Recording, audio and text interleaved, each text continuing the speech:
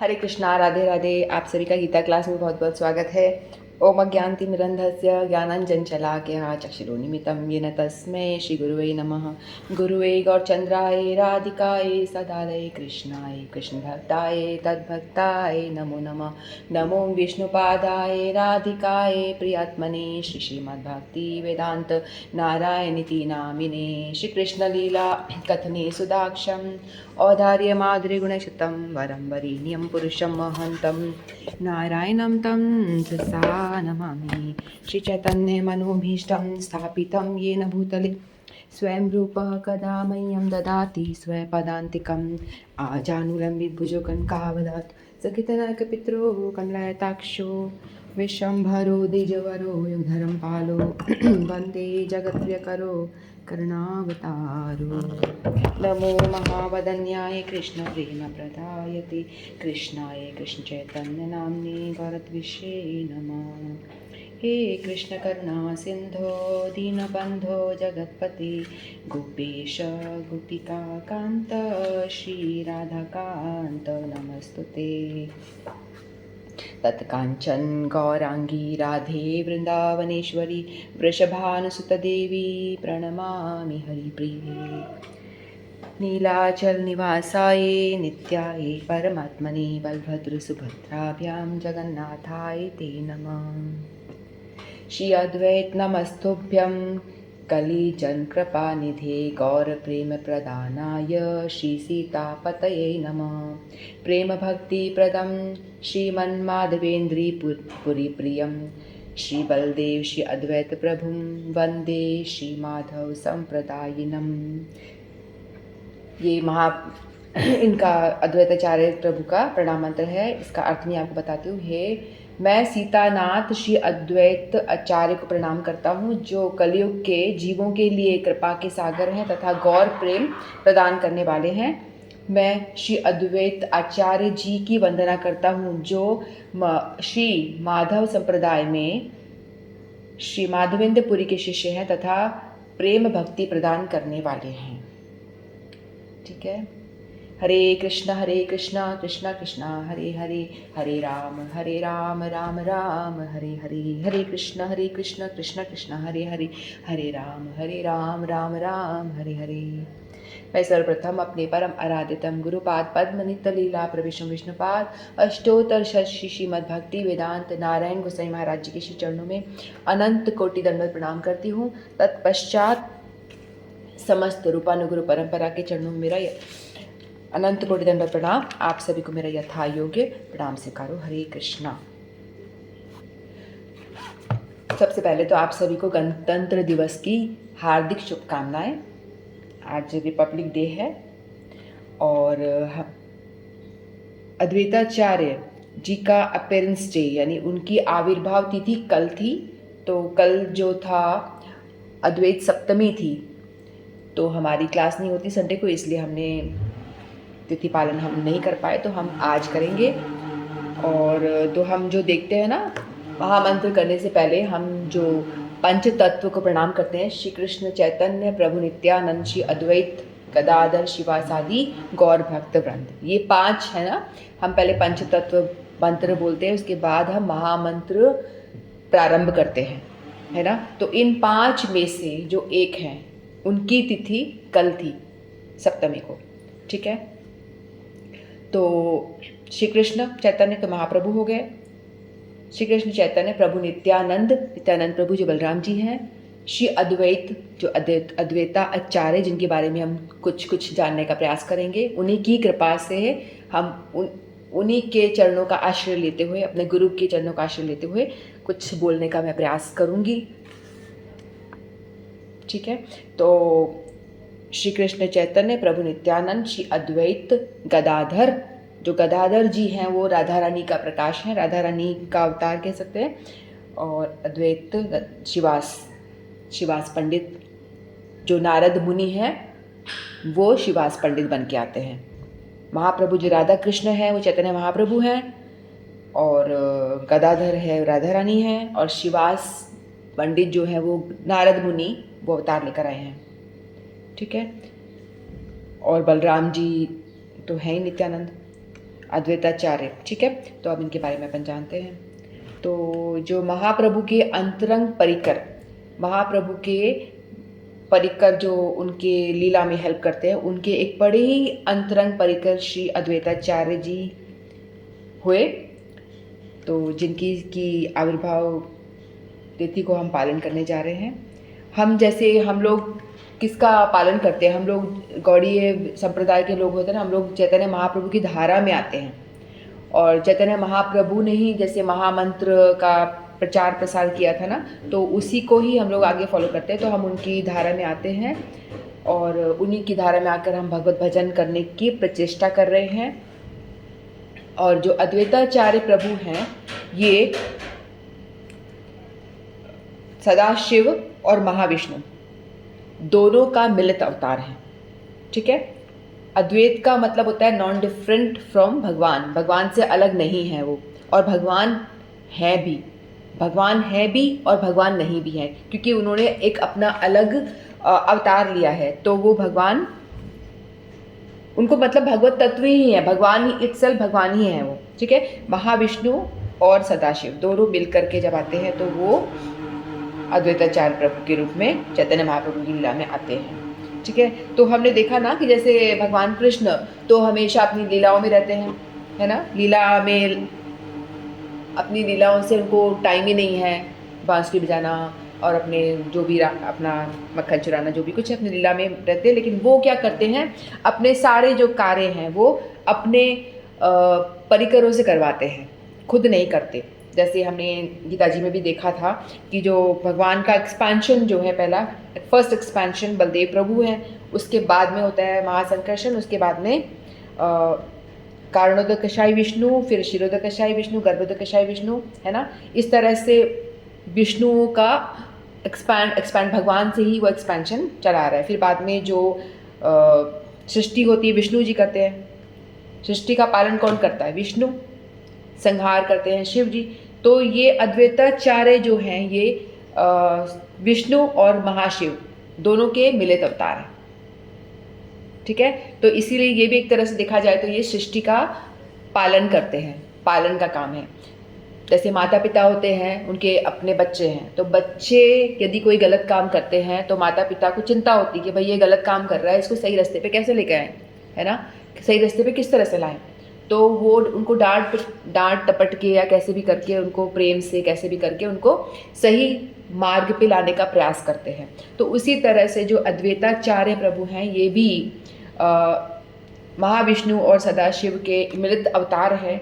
तो ये भी एक तरह से सृष्टि करने वाले, सृष्टिकर्ता हैं। तो इनके मन में भी जब जब इन्होंने अवतार लिया था ना 1500 ईस्वी में, जब इन्होंने अवतार लिया था 1584 आई थिंक, तो उन्होंने जब अवतार लिया था, यानी जब ये धरा पे आए थे, तब इन्होंने देखा कि बंगाल में वहाँ पे बहुत ही बुरा हाल था। जैसे कलयुग का अपन सुनते हैं ना वर्णन, वैसा ही वहाँ पे हाल हो रखा था।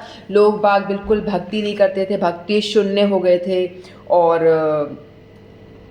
विषय भोग में डूबे हुए थे, और मतलब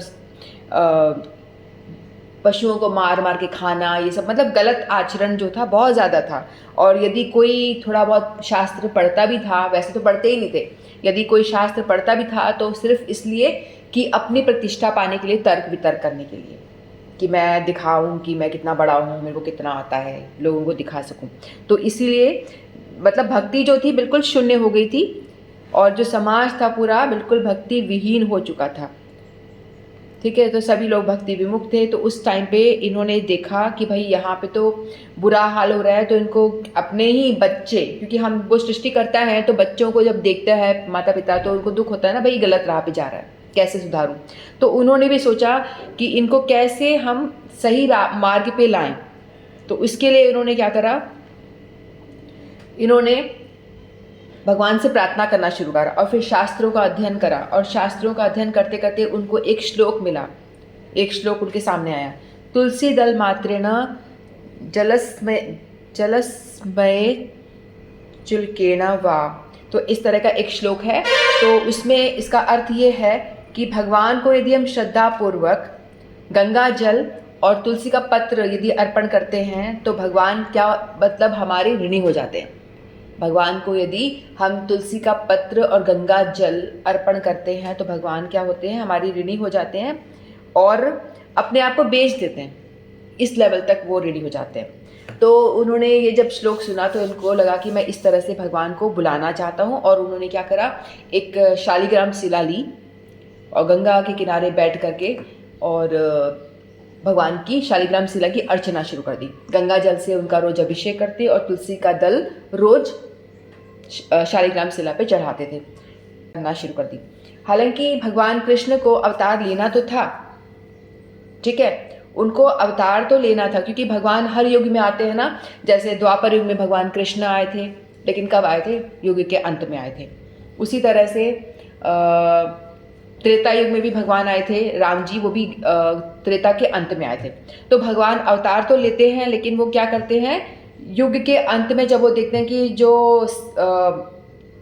हाल जो है बहुत ही खराब हो चुका है लोगों का और एकदम चरम सीमा पे आ चुके हैं, तो उसको फिर करेक्ट करने के लिए भगवान को अवतार लेना पड़ता है। तो लेकिन यहाँ पे अद्वैताचार्य प्रभु पहले आ गए थे, ठीक है, इन्होंने पहले ही अवतार, भगवान से, चैतन्य महाप्रभु से 60-70 यानी 60-65 की इतने उम्र बड़े हैं, भगवान से काफ़ी वृद्ध हैं, बड़े उम्र में हैं। तो इन्होंने जब अवतार लिया तो उस टाइम पे भगवान नहीं थे, भगवान के माता पिता थे।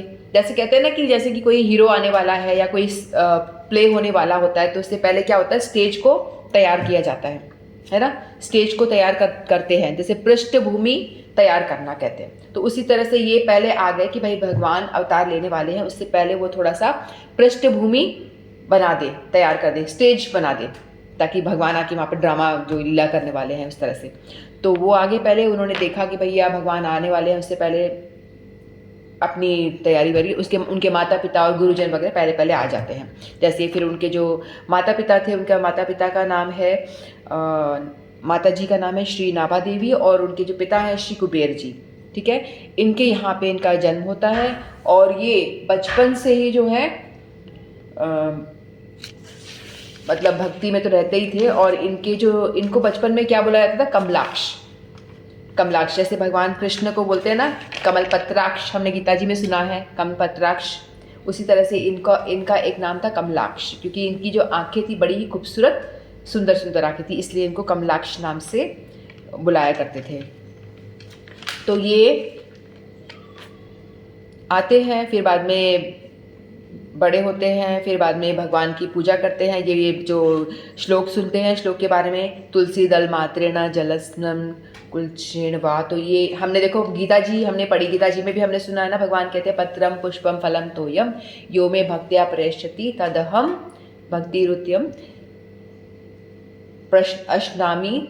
भगवान जो कह रहे हैं ना भक्ति गीता में, यदि कोई मुझे प्रेम से पत्र, तुलसी का पत्ता, पुष्प, एक कोई भी फूल, और प्रेम से यदि गंगा जल, जल यानी थोड़ा सा गंगा जल नहीं तो कोई भी जल, तो यदि आप प्रेम से भगवान को कुछ भी अर्पण करते हो तो भगवान क्या करते हैं, मैं उसको सहर्ष स्वीकार करता हूँ। लेकिन बात यह है कि आप भाव से अर्पण करो, है ना, भक्ति भाव से यदि अर्पण करोगे तो मैं ग्रहण करता हूँ। उसी तरह से यहाँ पे भी इन्होंने क्या करा, भक्ति भाव से अर्पण करना शुरू करा। तो महाप्रभु को आना तो था युग के एंड में, लेकिन इन्होंने इतनी जोर से हुंकार लगाई यानी बहुत ही विरह कातर होकर के पुकारा उन्होंने, हे प्रभु आप पधारो, जोर जोर से, रो रो कर, ऐसा नहीं, बिल्कुल विवल होकर के, रो रो कर, बहुत ही व्याकुल होकर उन्होंने पुकारा।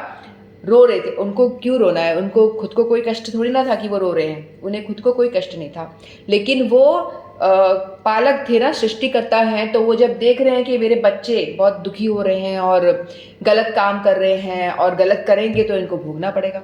इनको तो समझ में आ नहीं रहा कि भाई मैं गलत करूँगा तो, या गलत करेंगे तो हमें नरक जाना पड़ेगा, ये समझ नहीं पा रहे, ये माया से इतने लिप्त हो रखे हैं, इन्हें कुछ सूझ नहीं रहा, इनके ऊपर माया का इतना आवरण इतना गाढ़ा है कि वो कुछ देख ही नहीं पा रहे। तो उनके लिए वो दुखी हो रहे थे कि इनको भक्ति करनी चाहिए, भगवान का भजन करना चाहिए, जो ये नहीं कर रहे। ऐसा कहते हैं जो लोग माया में तृप्त होते हैं, माया को ही माया में लिप्त रहते हैं, हमेशा माया में ही लगे रहते हैं, इंद्रिय तृप्ति में लगे रहते हैं, भोग में, तो उनके लिए कहा गया है वो अपने, अब वो सेल्फ आत्मदाह कर रहे हैं, यानी आत्महत्या कर रहे हैं, अपनी स्पिरिचुअल लाइफ की आत्महत्या कर रहे हैं वो लोग। तो जब उन्होंने देखा कि सभी लोग अपनी स्पिरिचुअल लाइफ की आत्महत्या कर रहे हैं, कहने को तो वो संसार में बड़ा भोग कर रहे हैं, लेकिन वो एक तरह से देखा जाए तो वो अपना आत्मा की तो हत्या ही कर रहे हैं ना। स्पिरिचुअल लाइफ क्या होती है? जो आत्मा से कनेक्टेड है, भगवान की भक्ति, वही तो है। तो इसलिए उनको दुख होता है और वो उनके लिए बहुत ज़ोर ज़ोर से रोना शुरू करते हैं। तो फिर वो जब इतनी ज़ोर ज़ोर से रोते हैं, वो कार मार मार के प्रभु आओ प्रभु आओ, तो वहाँ पे भगवान जहाँ अपने वैकुंठ लोक में बैठे हैं, उनका सिंहासन हिलना शुरू हो जाता है। फिर वो देखते हैं कि कौन बुला रहा है। फिर वो कहते हैं कि ये नाड़ा कह के बुलाते हैं, तुम्हें नाड़ा नाड़ा नाड़ा यानी नारायण, नारायण है ना, वो नारायण का फॉर्म ही है और नारायण को बुला रहे हैं। तो उनको कहते हैं ये नाड़ा, बंगाल में कहते हैं नाड़ा मुझे बुला रहा है, ये मुझे रहने नहीं देगा यहाँ पे। मेरे को तो जाना, मेरी प्लानिंग में तो था जाना है, लेकिन मैं कलयुग के एंड में आता, लेकिन ये इतना भाव से, इतना विवश, मतलब इतना विवल होकर मुझे पुकार रहा है, तो मुझे ये अभी की अभी जाना पड़ेगा, तत्काल जाना पड़ेगा। तो जो ये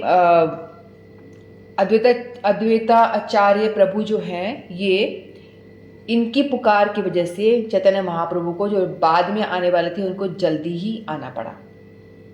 उनको कलयुग के बिगिनिंग में ही आना पड़ा। कलयुग कितना लंबा, 4,32,000 वर्ष का कलयुग है। तो अभी तक तो सिर्फ मतलब बहुत कम 5,000 वर्ष ही बीते हैं, तो अभी ही वो आ गए इनकी पुकार से। इन्होंने इतना करुण पुकार करी कि वो रह नहीं पाए, वो चैतन्य महाप्रभु फिर अवतरित हो जाते हैं।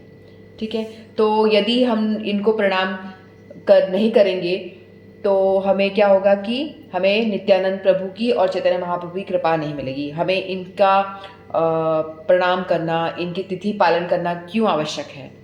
इसीलिए आवश्यक है क्योंकि यही वो व्यक्ति हैं जिनकी वजह से भगवान इस धरा पे अवतीर्ण होते हैं, और वो भी बड़ी जल्दी। जिनके प्रेम में विवल होकर के भगवान जल्दी आ जाते हैं, जबकि वो उनको आना था बाद में। ठीक है, तो इसलिए यदि हम इनसे प्रार्थना करेंगे, इनके चरणाश्रित होंगे, इनका आश्रय लेंगे, तो ये हम पे कृपा करेंगे, तो ही हमें नित्यानंद प्रभु की कृपा मिलेगी, और तभी हमें चैतन्य महाप्रभु भी अपनाएंगे। और चैतन्य महाप्रभु को अपनाना भी क्यों ज़रूरी है? कहते हैं ना कि चैतन्य महाप्रभु राधा और कृष्ण मिलके एक होते हैं, उनका मिलित अवतार है। तो यदि हम महाप्रभु की कृपा लेते हैं तो हमें ब्रज में प्रवेश मिलता है, राधा कृष्ण की भक्ति में हमें प्रवेश मिलता है। यानी महाप्रभु कृपा करेंगे तो हमें राधा कृष्ण की भक्ति में प्रवेश मिलेगा। लेकिन हमारा जो गोल है वो है ब्रज भक्ति, राधा कृष्ण की लीला में जाना, वो ब्रज भक्ति है ना। लेकिन उसके लिए आवश्यक है कि हम चैतन्य महाप्रभु की कृपा प्राप्त करें, क्योंकि चैतन्य महाप्रभु है ना बहुत ही दयालु हैं। ऐसा कहा जाता है कि यदि आप, थोड़ा ट्रैक अलग जा रहा है, कोई बात नहीं। चैतन्य ब्रज में यदि हम वृंदावन जाते हैं, कहते हैं कि वृंदावन में यदि आप जाते हो, वहाँ पे आप 3 दिन से ज़्यादा मत रुको, ऐसा कहा जाता है। क्यों? क्योंकि वहाँ पे यदि आप 3 दिन से ज़्यादा रहोगे, 3 दिन तो आप जो भी गलतियाँ करोगे माफ़ हो जाती है। और हम सारे जो कलयुग के जीव है, गलती करे बिना तो रहते ही नहीं है।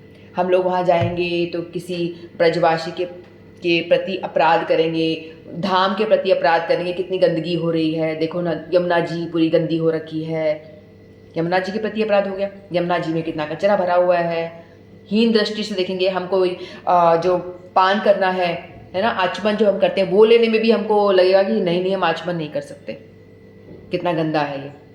ऐसे ही हम लोग नवदीप धाम गए थे एक दफ़ा, तो मैं भी थी, तो वहाँ पे हमारे साथ में कोई बड़े वैष्णव थे जो मेरे पिता तुल्य हैं, उनकी उम्र के, पापा की कोई दोस्त थे, तो वो भी थे और मैं भी थी। मैं आचमन करने लगी, वहाँ मैंने देखा पानी बड़ा गंदा, नदी का गंगा जल थोड़ा साफ, किनारे किनारे भी गंदा था। तो मैंने ऐसे लेके, मेरा मन नहीं हुआ लेने का, मैंने कहा ऐसे करके मैंने वो करा।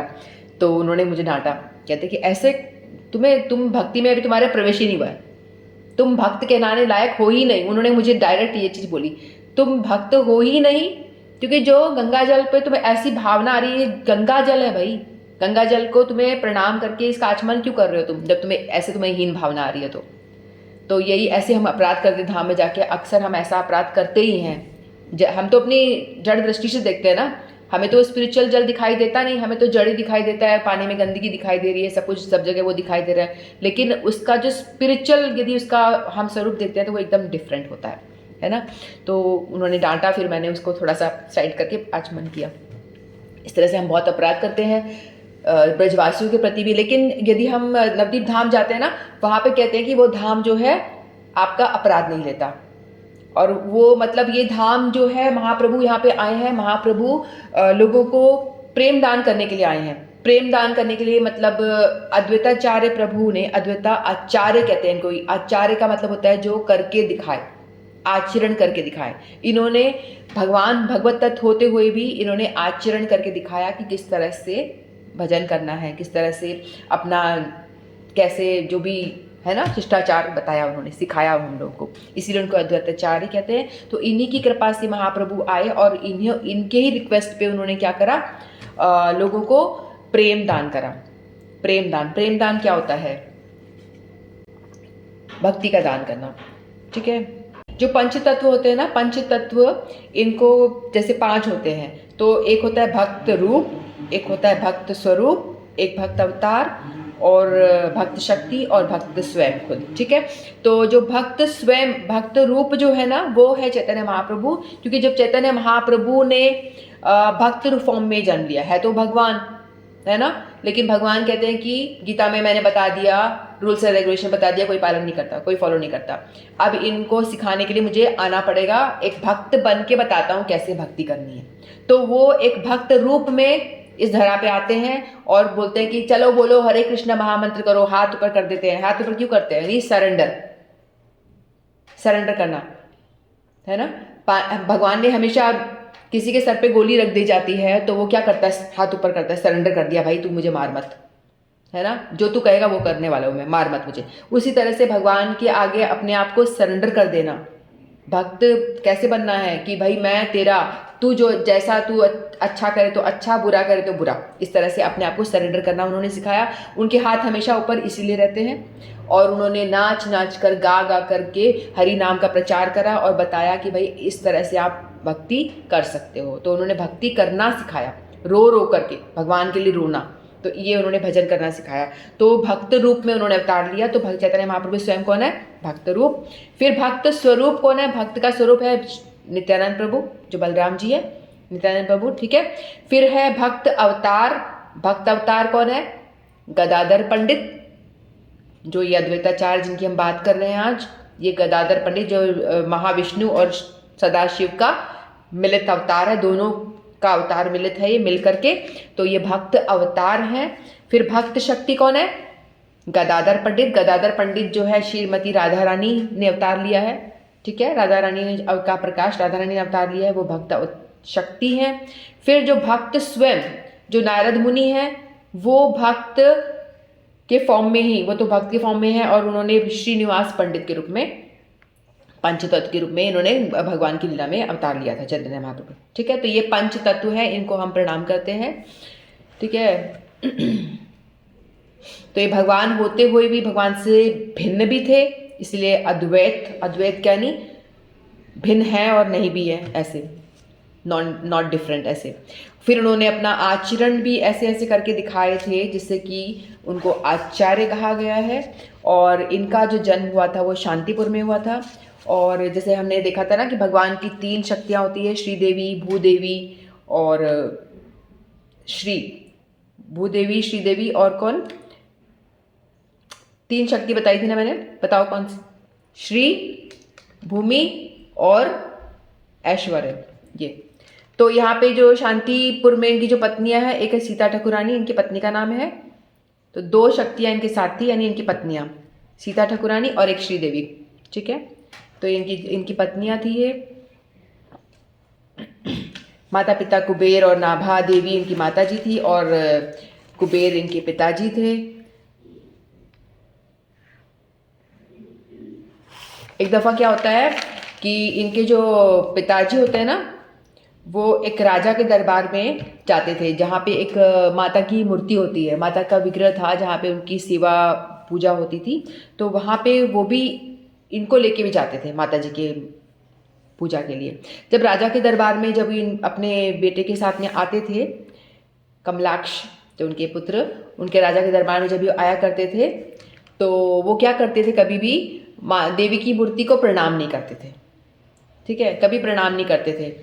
तो बाद में क्या हुआ, इससे जब लोगों ने देखा कि ये डेली आ रहे हैं, इनके पिताजी प्रणाम करते हैं झुक करके, लेकिन ये कभी प्रणाम नहीं करता, तो लोगों ने कंप्लेन करी राजा को। राजा ने उनके पिताजी को बोला कि भाई ये ऐसा क्यों करता है तुम्हारा पुत्र। तो उन्होंने पूछा कि भाई कमलाक्ष तुम ऐसा क्यों करते हो, तुम्हारा ऐसा आचरण क्यों है, तुम ऐसा क्यों करते हो, तुम क्यों नहीं प्रणाम करते हो माता जी को।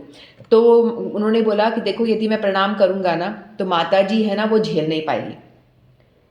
तो लोगों ने बोला क्या झेल नहीं पाएगी, छोटा सा तू बालक है और कह रहा है कि झेल नहीं पाएगी। तो राजा ने फोर्स करा, नहीं प्रणाम कर, ये अपनी फालतू बातें मत करो, प्रणाम करो। तो उन्होंने जब फोर्स किया तो उनको प्रणाम करना पड़ा। जैसे ही उन्होंने प्रणाम किया माता को, जो माता का विग्रह था वो फट गया, पूरा का पूरा एकदम फट गया।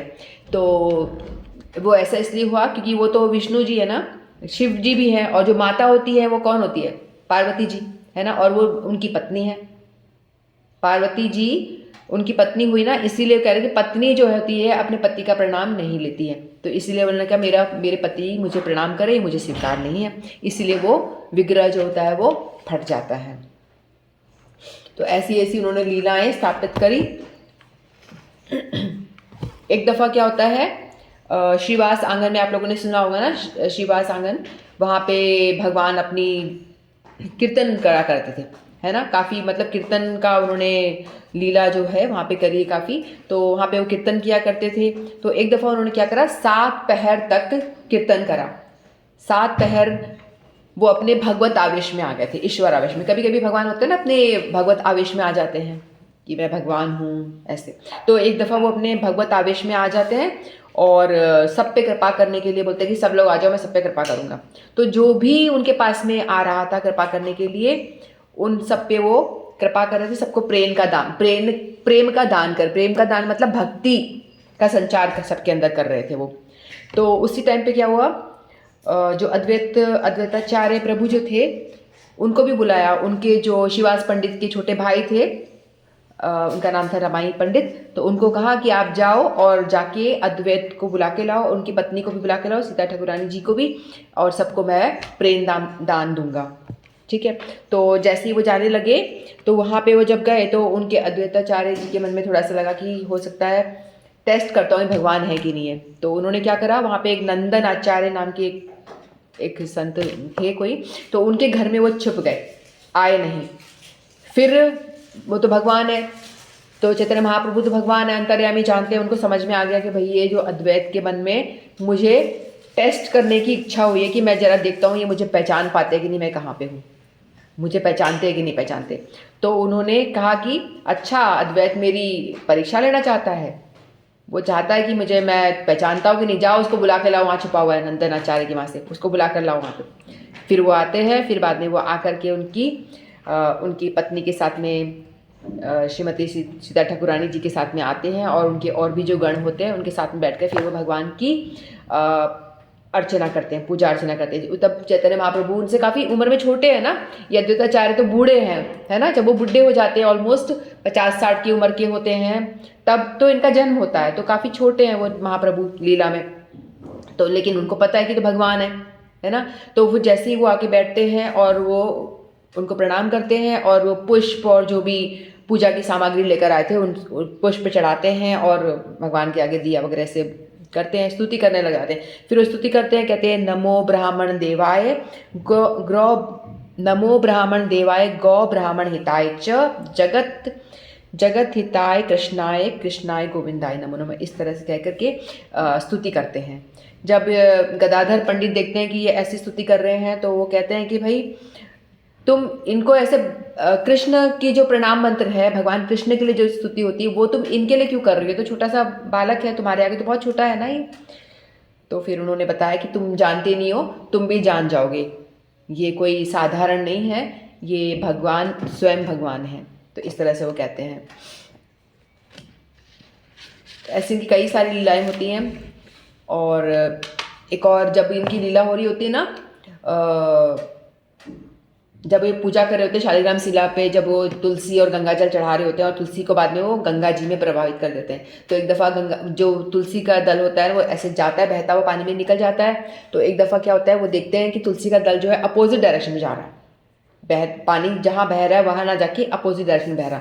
तो फिर वो देखते हैं कि क्या है, तो वो भी तैरते तैरते पीछे पीछे जाना शुरू कर देते हैं कि ये आज कुछ अलग बात क्यों हो रही है। तो वो तैरते तैरते जब वो गंगा जी के तट पे पहुँचते हैं तो वहाँ जाके वो उनको समझ में आता है कि मेरे प्रभु ही अवतरित होने वाले हैं। तो वहाँ पे जो उनकी सच्ची मैया है ना, चैतन्य महाप्रभु की माता जी, उनके गर्भ में होते हैं वो। तो वो प्रेग्नेंट होती है, उनके गर्भ में होते हैं। तो वो जाकर के उनके परिक्रमा, पहले तो उनको साक्षात दंडवत प्रणाम करते हैं माता जी को नहीं, जो महाप्रभु को।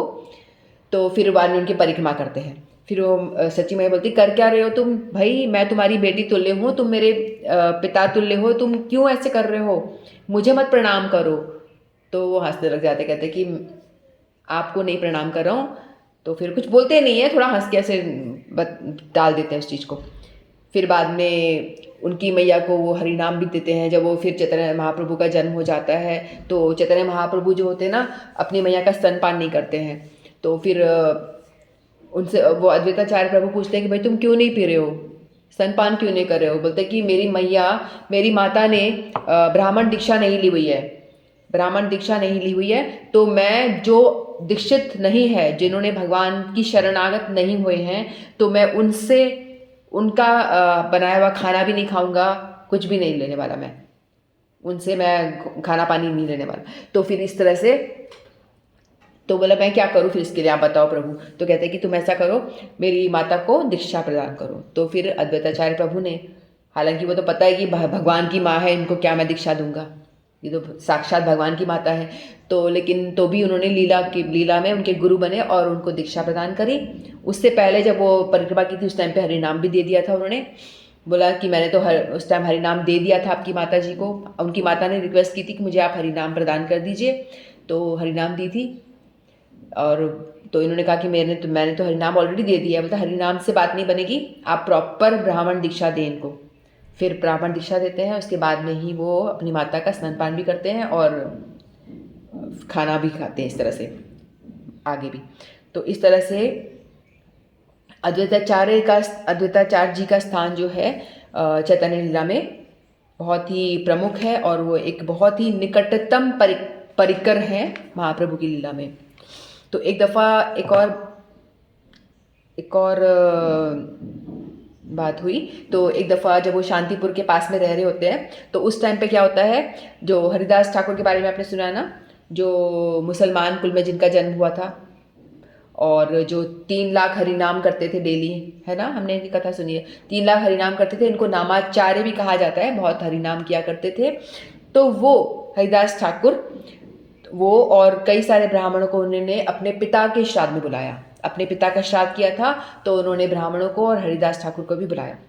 फिर लेकिन क्या हुआ, जो ब्राह्मण को भोजन कराया जाता है ना, तो उसमें जो सबसे पहला जो अग्रभाग होता है, सबसे पहला जो होता है, एक सबसे बड़े ब्राह्मण को दिया जाता है। लेकिन ऐसा ना करके उन्होंने क्या करा, जो अग्र पात्र जो बर्तन था वो उन्होंने हरिदास ठाकुर को दे दिया। ब्राह्मण को देने के बजाय उन्होंने हरिदास ठाकुर को दे दिया। तो ऐसा जब उन्होंने देखा, जब बाकी ब्राह्मणों ने देखा कि भाई ये तो हमारा, ये मुस्लिम है, मुस्लिम कुल में पैदा हुआ है और इसको तुम बुला रहे हो, एक तो चलो ठीक है बुला लिया, बुलाने के बाद में भी तुम इसको सबसे पहला जो अग्रभाग है उसको तुम उसको दे रहे हो, हमारे तो इंसल्ट कर रहे हो, जबकि हम ब्राह्मण हैं। तो वो सारे नाराज़ हो गए, रुष्ट हो गए। तो इन्होंने कहा, अद्वैताचार्य प्रभु ने कहा ठीक है तुम्हें रुष्ट होना तो हो जाओ, मुझे कोई परवाह नहीं। लेकिन यहाँ पे उन्होंने ऐसी लीला करके ये साबित करा कि यदि कोई वैष्णव कौन होता है, जो भगवान कृष्ण का शुद्ध भक्त है, यदि कोई वैष्णव को यदि आप भोजन कराते हो, उससे संतुष्ट करते हो, तो करोड़ों ब्राह्मणों को खिलाने के बराबर होता है। तो उन्होंने इस चीज़ को यहाँ पे शिक्षा दी कि वैष्णवों को तुम्हें ऐसे जाति भेद नहीं करना है, जाति बुद्धि नहीं करना है। देखो अद्वैताचार्य प्रभु ने भी ऐसा एक रिक्वेस्ट की थी भगवान चैतन्य महाप्रभु को कि आप ऊंच नीच जाति वाति देखे बिना सभी को प्रेम दान दो, सभी को यानी भजन करने का अधिकार दो।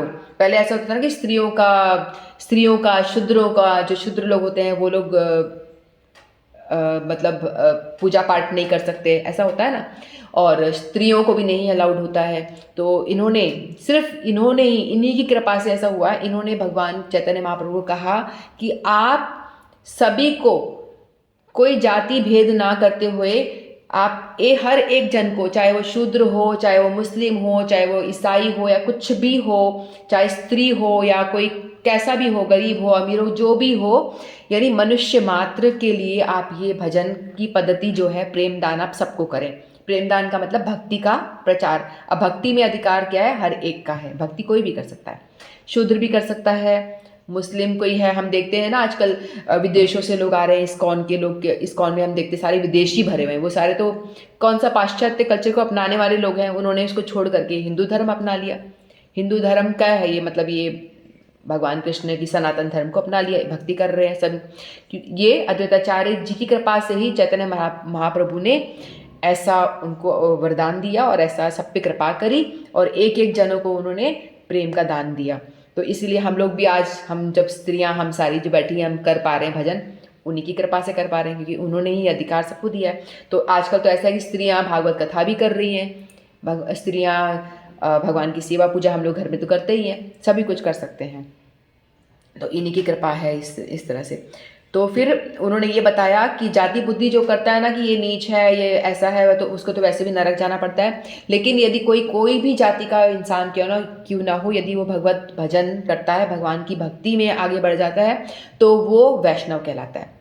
तो यह हरिदास ठाकुर तो मुस्लिम कुल में उनका जन्म हुआ था, लेकिन वो 3 लाख नाम रोज करते थे, तो उनको नामाचार्य भी कहते हैं। तो वो, उनसे बड़ा वैष्णव तो कोई हो ही नहीं सकता, जो पूरे 24 से 24 घंटे भगवान के भजन में रमा हुआ है।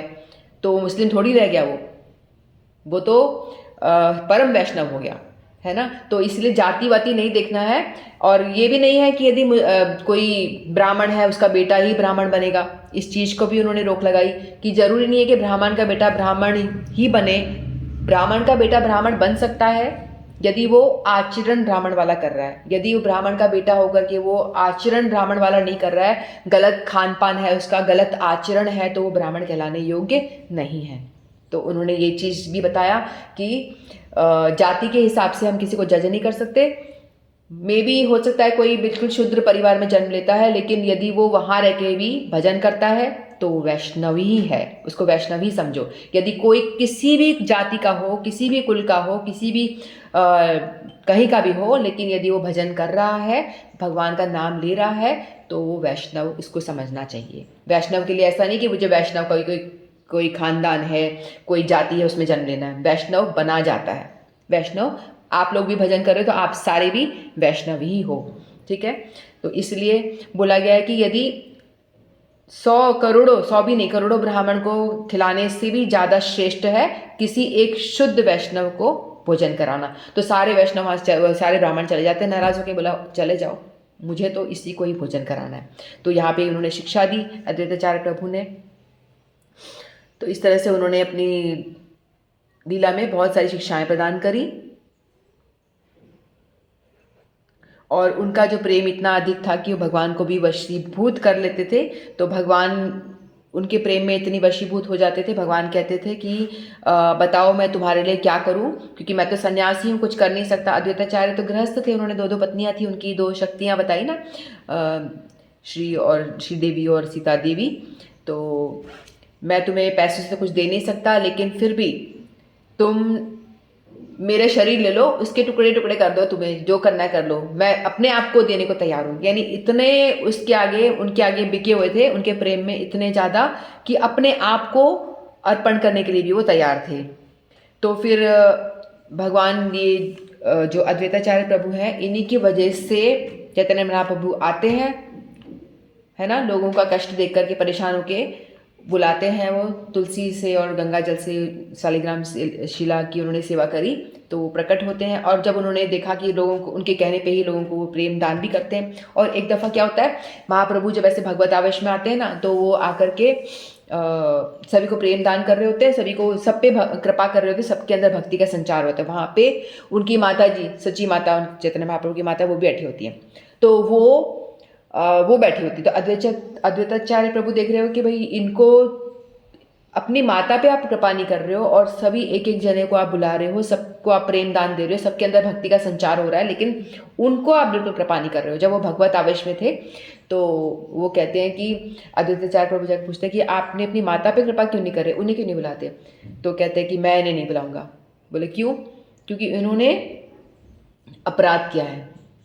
मतलब किसका अपराध किया? तुम्हारा अपराध किया। मेरा? बोला मेरा तो कोई अपराध कभी भी नहीं किया, इन्होंने कभी भी अपराध नहीं करा।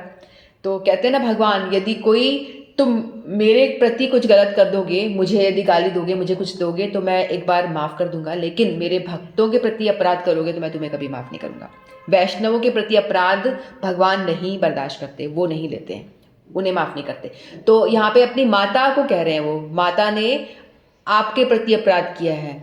तो फिर माता को स्मरण हुआ था कि हाँ, उन्होंने मन ही मन, ऐसा कोई बोला नहीं, कोई गाली नहीं दी, कुछ नहीं करा, मन ही मन उन्होंने ऐसा कहा।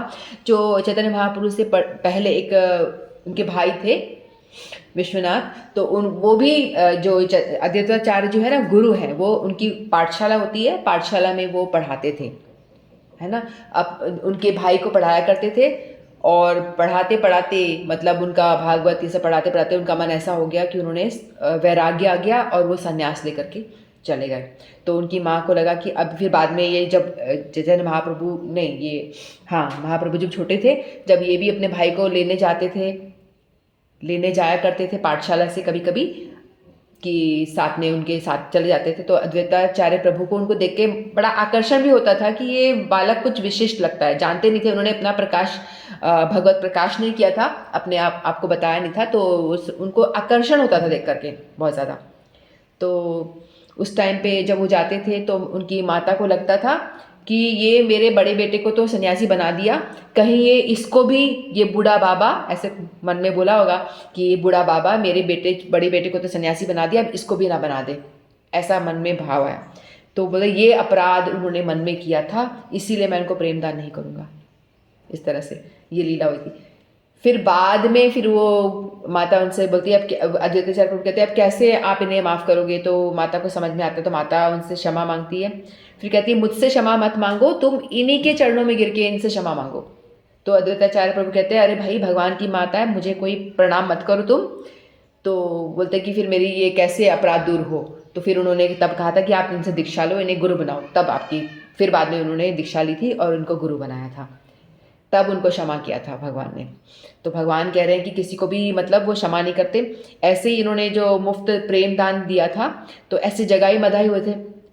जगाई मधाई के बारे में सुना था ना, वो ब्राह्मण थे लेकिन बाद में उनका संग ऐसा हो जाता है, बहुत ज़्यादा आचरण खराब हो जाता है उनका, कोई भी ऐसा कर्म नहीं था जो उन्होंने नहीं किया था, गलत कर्म, सारे गलत अपराध सब कर रखे थे उन्होंने। तो उनको भी नित्यानंद प्रभु ने प्रेम दान दिया था, महाप्रभु के साथ नित्यानंद प्रभु है ना, और इनको दे दिया था। लेकिन इन्होंने एक चीज़ अच्छी थी, इन्होंने कभी वैष्णव अपराध नहीं किया था।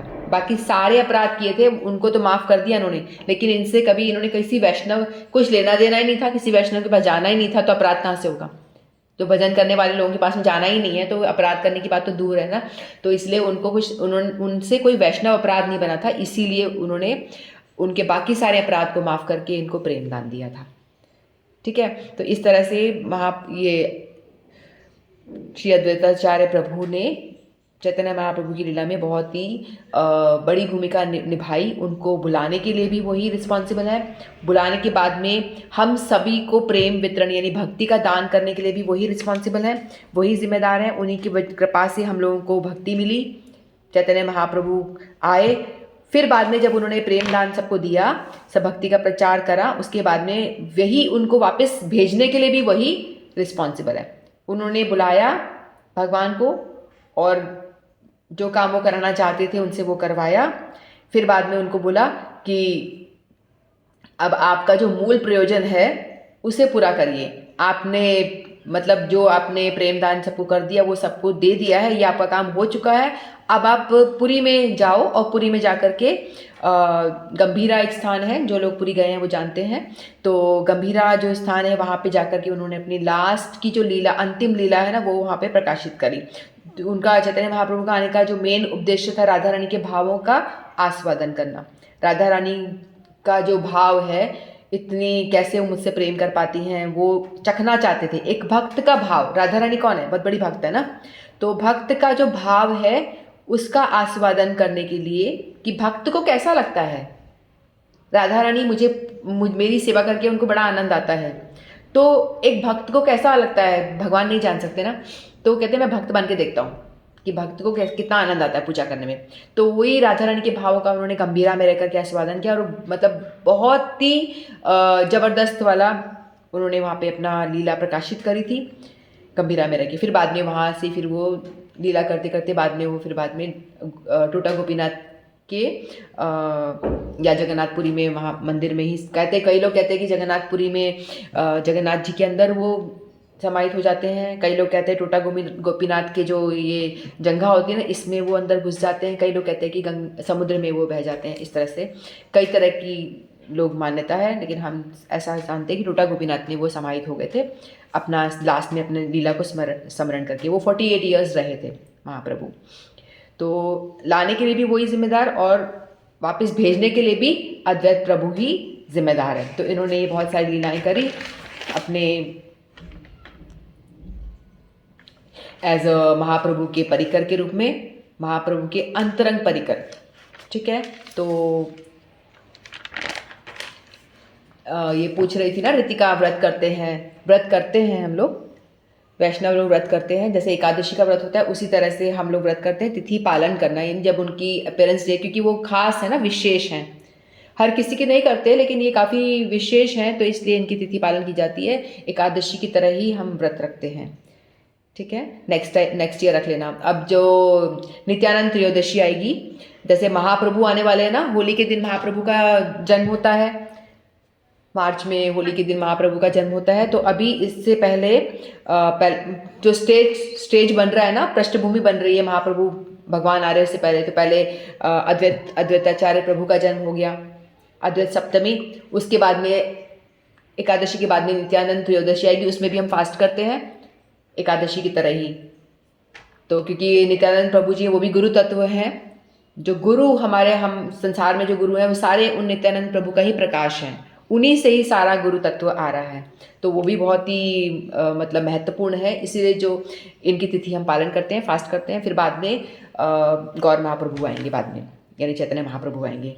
ठीक है, तो हम लोगों ने इनकी आज तिथि पालन करने की कोशिश करी, मैंने जैसा मुझसे बन पड़ा, टेढ़ा मेढ़ा टूटा फूटा कुछ भी मैंने बोला, और मैं उनसे प्रणाम करके बोलती हूँ भैया मुझसे जो भी अपराध हुआ हो क्षमा कर देना, आप लोग भी क्षमा कर देना मुझसे जो भी गलती हुई हो। और हम उनसे प्रार्थना करते हैं, उन्हें प्रणाम करते हैं, सीता ठाकुरानी जी को प्रणाम करते हैं, और चैतन्य महाप्रभु सभी उनके परिकरों को प्रणाम करते हैं, और उनसे कृपा की याचना करते हैं कि वही हैं जो हमें नित्यानंद प्रभु और महाप्रभु की कृपा दे सकते हैं। तो हमें वो महाप्रभु नित्यानंद की कृपा प्रदान करने में हम पे कृपा करें। हरे कृष्णा।